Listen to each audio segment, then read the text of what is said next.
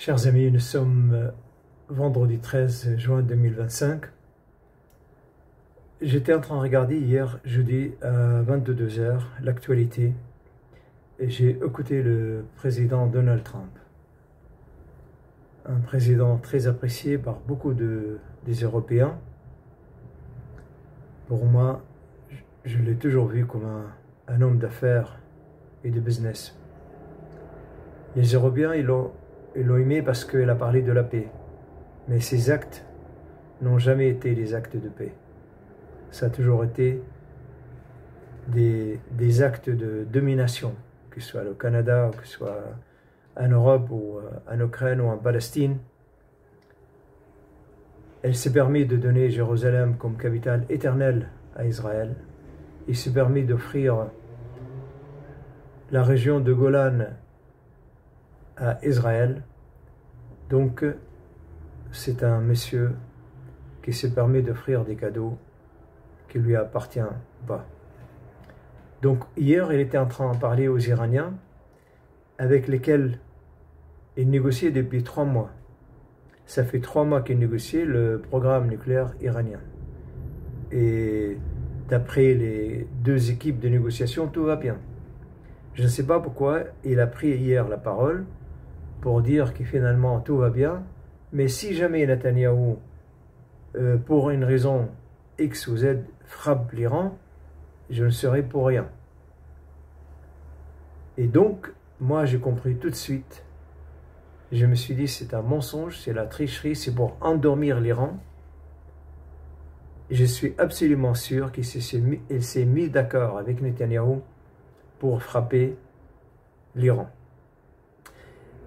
Au même temps, dans la même actualité, c'est Netanyahou qui a parlé, et j'ai vu dans ses mots, dans son visage, dans son langage de corps, qu'il a pris sa décision de frapper l'Iran. Parce que c'est la seule chance pour lui de ne pas aller en prison. Donc, il a décidé de frapper l'Iran. Et vous savez tous, qu'est-ce qui s'est passé? Hier, à 1h15, la nuit, la frappe a commencé. Le langage de Donald Trump n'est pas nouveau pour moi. Ça fait 40 ans que je suis les déclarations des hommes politiques dans le monde occidental, anglo-saxon, sioniste. Ça a toujours été la même chose. On dit quelque chose et on fait autre chose. On parle d'une situation, mais on cache d'autres situations. Et surtout, quand on parle avec les Arabes, avec les gens du tiers-monde, avec les musulmans, on ne les a jamais pris comme des partenaires. On les a toujours considérés comme des sous-hommes, malheureusement. Et pour les gens qui doutent de ce que je suis en train de dire, vous pouvez retourner voir depuis au moins 300 ans. Je ne vais pas vous dire depuis 1000 ans, depuis 1095 jusqu'à aujourd'hui, depuis 300 ans.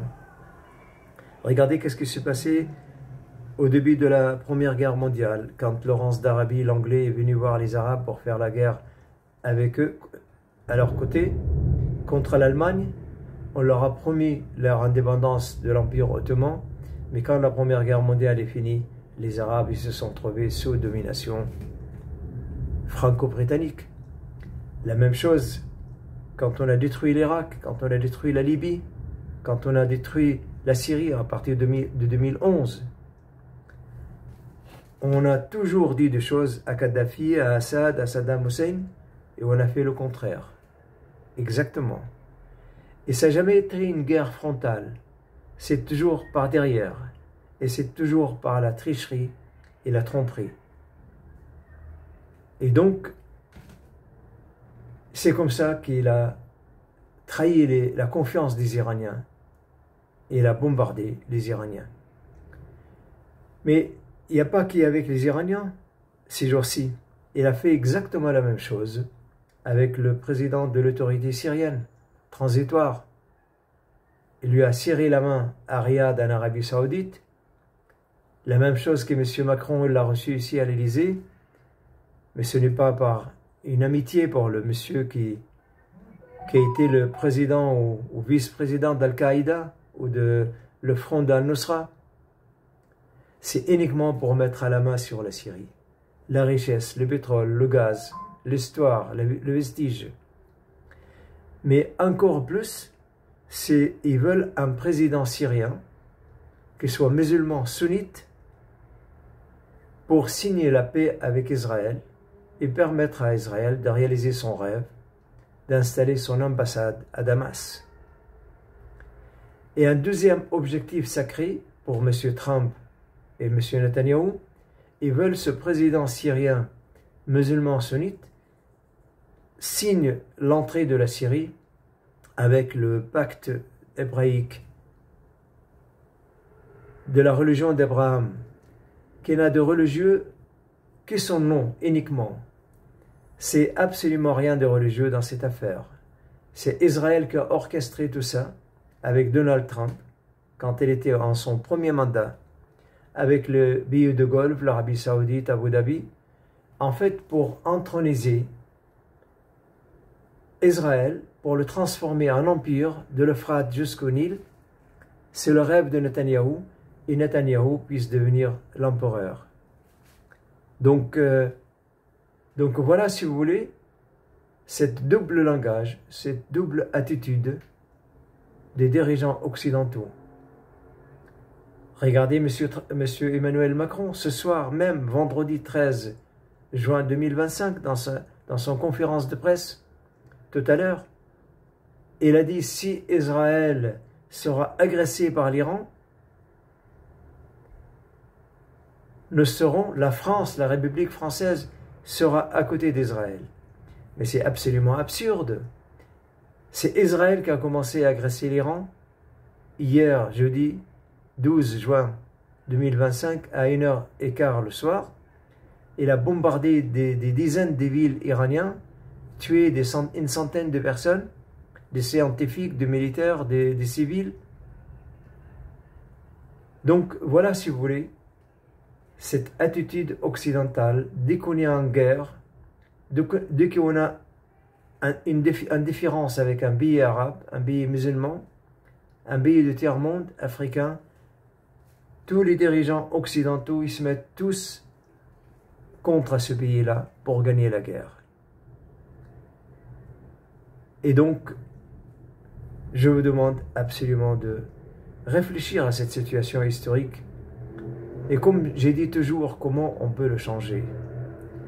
La France n'a aucun intérêt de se mettre à de côté d'Israël contre l'Iran et contre les pays arabes. Je termine ces quelques mots avec un rappel historique. Pour le peuple juif qui a été déporté par le roi de Babylone, Nabuchodonosor, 500 ans avant Jésus-Christ.